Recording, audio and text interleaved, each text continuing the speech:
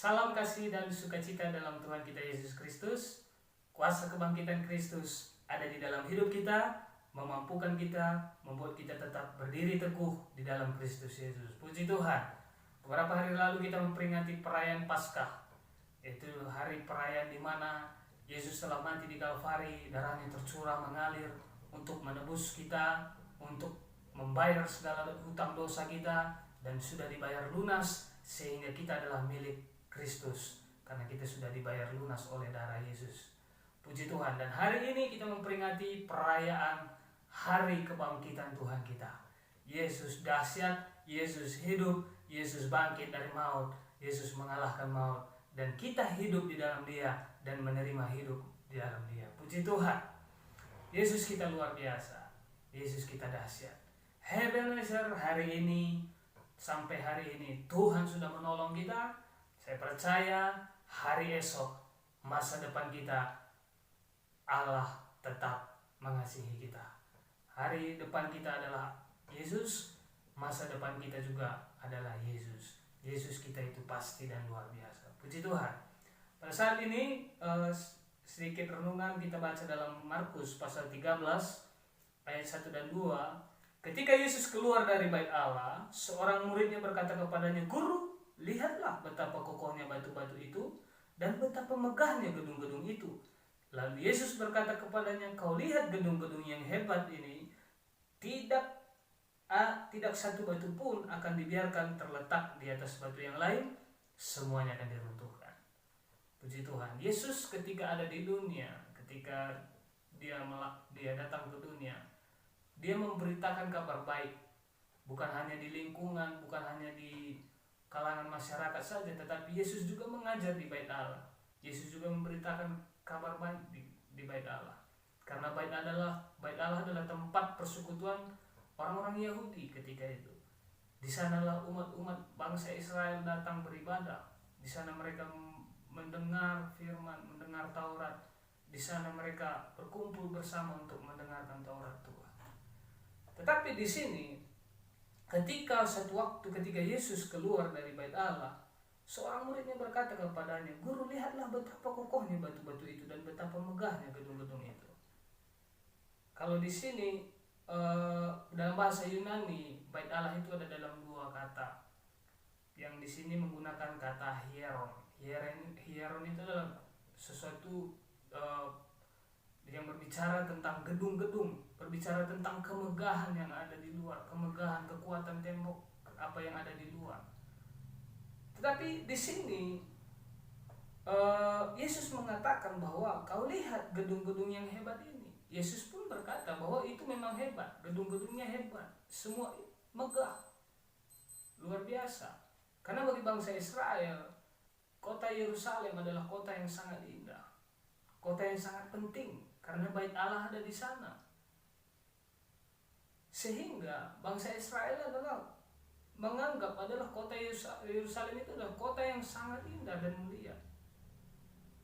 Ya jelas, karena firman Allah pun menjelaskan bahwa surga pun dikatakan disebut Yerusalem baru, kota Allah, kota indah, kota mulia. Karena apa? Karena di sana ada bait Allah, Allah ada di sana.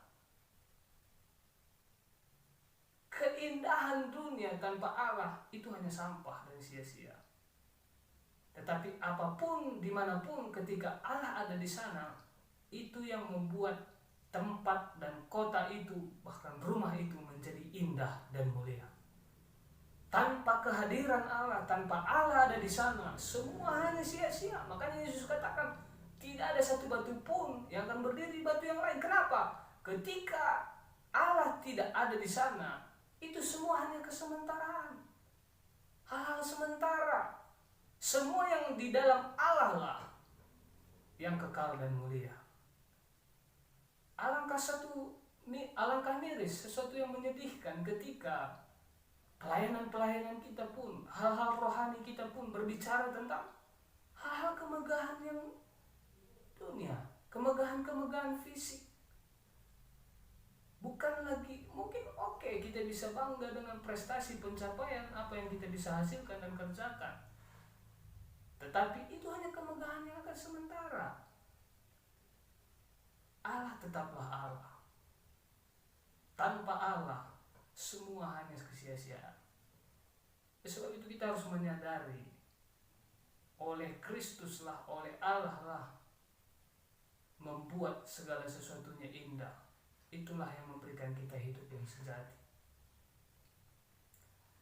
Saya percaya pernah satu ketika orang-orang Yahudi datang kepada Yesus. Yesus memberi penegasan karena mereka sering datang untuk menjebak, untuk menyerang Yesus dengan pemahaman-pemahaman, dengan argumentasi mereka. Yesus berkata, rombak bait Allah ini, dalam Yohanes pasal 2 ayat 19-21. Rombak bait Allah ini, pada hari yang ketiga aku akan membangunnya kembali 3 hari, kata Yesus. Orang-orang Yahudi bingung, ini orang bangun 46 tahun, kamu bilang kamu bangun 3 hari. Tapi yang Yesus maksudkan adalah tubuhnya sendiri. Yesus membangun kerajaan kekal. Yesus membangun bukan hanya ritual-ritual spiritual, tetapi Yesus membangun satu hubungan tanpa batas antara umat Allah dengan Allah. Membangun suatu hubungan tanpa batas dan ruang antara Allah dengan umatnya. Itulah yang Yesus kerjakan dan bangun. Makanya dikatakan bahwa di dalam kitab 1 Korintus, Paulus menuliskan bahwa kamu sudah dibayar lunas oleh darah Yesus di Kalvari, sehingga Allah, kita disucikan, dikuduskan, Allah berdiam di dalam tubuh kita, di dalam hidup kita. Kita menjadi bait Allah. Bait Allah tidak lagi berbicara tentang gedung dan fisik, tetapi Allah, Yesus membangun bait Allah di dalam hidup kita, di dalam jiwa kita, sehingga ada satu hubungan. Kita dimerdekakan dalam hubungan, kemerdekaan dalam hubungan antara kita dengan Allah kita. Karena ketika Yesus mati di Kalvari, tabir bait Allah terbuka, sehingga ada satu kemerdekaan antara hubungan Allah dengan umatnya. Yesus tidak hanya membangun ritual-ritual spiritual, tetapi Yesus membangun hubungan tanpa batas, karena Dia tidak terbatas. Puji Tuhan. Saya percaya kita adalah orang-orang yang sudah menikmati Kristus.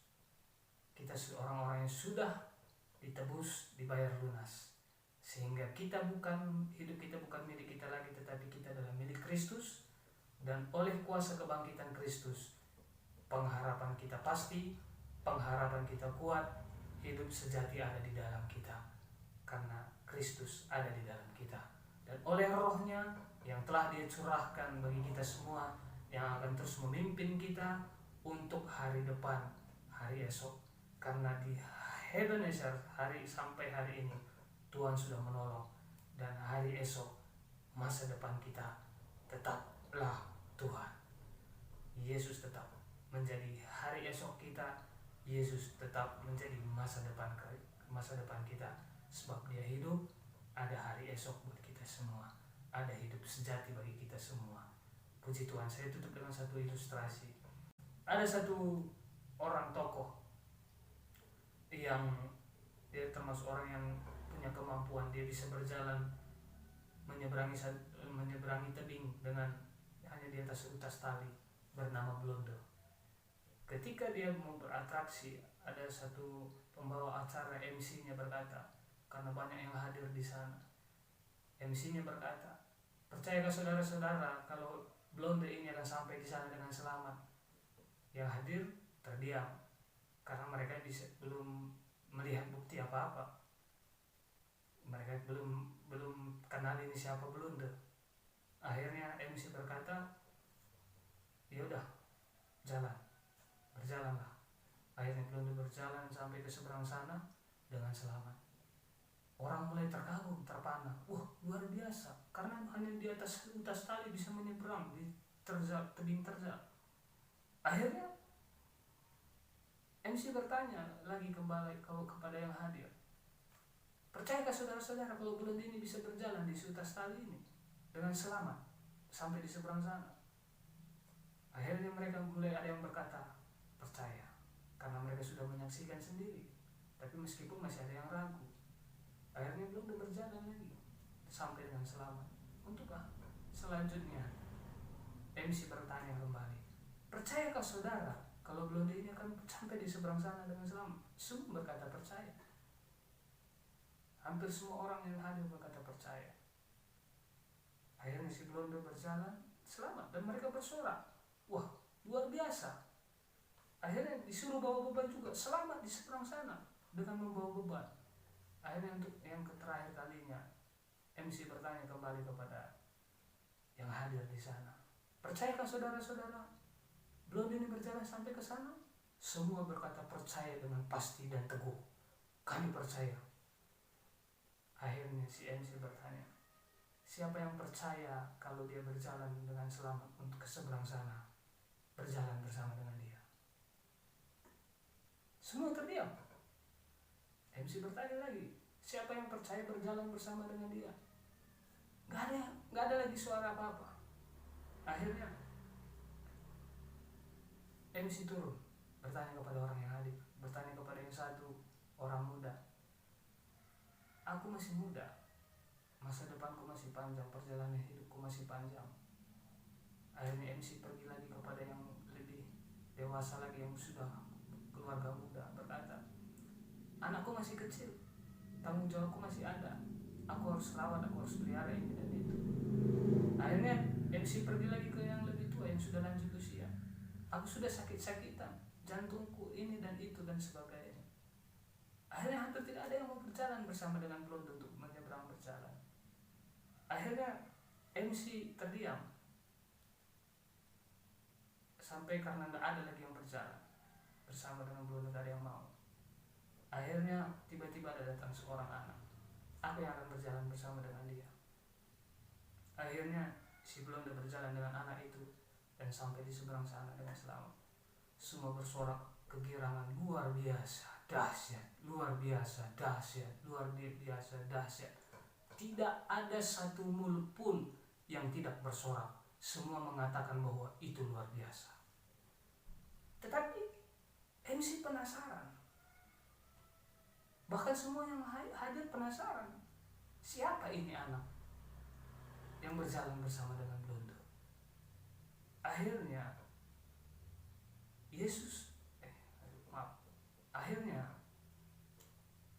MC bertanya kepada anak itu,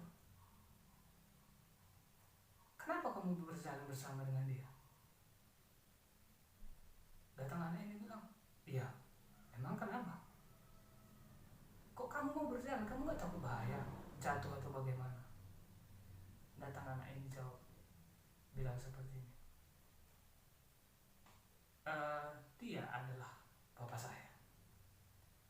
Saya yakin dan percaya papa saya tidak pernah berpikir merencanakan sesuatu yang jahat bagi saya. Dan sekalipun aku harus jatuh dan mati, aku tidak akan pernah menyesal karena dia adalah papaku. Inilah yang menjadi satu keputusan bagi hidup kita. Siapa Yesus, siapa Allah bagi kita akan sangat menentukan iman dan keyakinan kita berjalan bersama dengan Dia. Di tempat kita berpijak ini, dunia ini sementara, segala sesuatunya akan lenyap. Bahkan MC, pembicara sekalipun, kalau tidak berjalan bersama Blonde, tidak akan sampai di seberang sana. Di seberang sana mahkotaku. Semua orang harus berjalan sampai di seberang sana. Dan tanpa Yesus tidak akan ada yang sampai di seberang sana. Semua hanya akan runtuh dan menjadi puing dan lenyap dengan segala sesuatunya. Tetapi orang yang berjalan bersama dengan Yesuslah yang akan sampai di sana dan menikmati hidup sejati, menikmati kemuliaan kekal, menikmati kemegahan Allah, kemuliaan Allah kekal selama-lamanya. Puji Tuhan, Tuhan berkati. Saya percaya Allah tetap mengasihi kita. Berjalanlah tetap bersama dengan Tuhan. Di dalam terjal sekalipun, di dalam bahaya sekalipun, kalau Dia adalah Allah kita, Dia adalah Papa kita, Dia adalah orang yang kita kasihi, kita tidak akan menyesal meskipun dalam segala peristiwa dan kejadian. Puji Tuhan, Tuhan berkati. Kuasa kebangkitan Kristus ada di hati kita, ada di hidup kita, membangkitkan kita, membangun kita, memastikan pengharapan kita. Yesus luar biasa, dulu, sekarang, dan selama-lamanya. Sampai hari ini Tuhan tolong kita, besok bahkan hari depan, masa depan kita, tetaplah Yesus. Puji Tuhan, Tuhan berkati. Kita berdoa. Kami bersyukur Bapa buat keajaiban-Mu, buat karya-Mu, keagungan-Mu. Kau luar biasa, Engkau telah mati di Kalvari untuk menebus kami. Bahkan kami bersyukur Engkau adalah Allah yang hebat. Engkau bangkit mengalahkan maut, Engkau hidup, sehingga kami percaya Tuhan di dalam Engkau kami ada kehidupan. Terima kasih buat segala sesuatunya Tuhan. Dalam kuasa kebangkitan-Mu ada di hati kami, ada di hidup kami, sehingga kami akan terus melangkah dengan pasti. Kami percaya Tuhan, kuasa kebangkitan-Mu lah yang akan memampukan kami untuk menjalani perjalanan sampai kepada janji yang sudah ditentukan oleh Tuhan. Puji Tuhan dan bersyukur Tuhan, di dalam segala sesuatunya nama-Mu dibesarkan dan dipermuliakan. Tuhan tolong kami semuanya, Tuhan menyertai, pelihara kami berjalan dan sampai kepada tujuan bersama dengan Tuhan. Berkati umat-umat-Mu, berkati orang-orang yang mengasihi Engkau. Damai sejahtera bagi umat-umat-Mu, damai sejahtera bagi kami semua yang mengasihi Tuhan. Damai sejahtera juga atas bangsa kami, damai sejahtera atas setiap orang yang ada di bangsa kami, damai sejahtera bagi semua jiwa-jiwa, bagi semua orang yang ada di dunia ini ya Tuhan. Terpujilah nama-Mu, berkati terus pemerintahan kami, berkati bangsa kami, berkati orang-orang yang melayani di bangsa ini, berkati orang-orang yang bekerja melayani, bahkan di saat-saat ini juga ada permasalahan penyakit virus corona Tuhan. Orang-orang yang melayani di sana garis depan, tangan Tuhan yang kuat akan melindungi Tuhan, melindungi mereka. Tangan Tuhan yang kuat akan mengurapi mereka, hikmat Tuhan memenuhi mereka, kuasa kasih Tuhan akan meneguhkan hati mereka dan menjadikan mereka menjadi pahlawan-pahlawan yang luar biasa. Berkati juga Tuhan gereja-Mu, berkati hamba-hamba-Mu, berkati umat-umat-Mu, anak-anak-Mu, bahwa supaya kami mengerti dan sadar bahwa dalam hubungan kami dengan Allah, kami punya tanggung jawab. Kami harus dewasa berhubungan dengan Tuhan, sehingga kami percaya Tuhan di dalam segala sesuatunya, dan nama Tuhanlah dimasyhurkan dan dipermuliakan. Terpuji nama-Mu Tuhan. Kami bersyukur buat keajaiban, kehebatan Tuhan. Bagimu-lah kemuliaan kekal selama-lamanya di tempat maha tinggi. Dalam nama Tuhan Yesus Kristus. Puji Tuhan. Amin. Tuhan Yesus memberkati semua.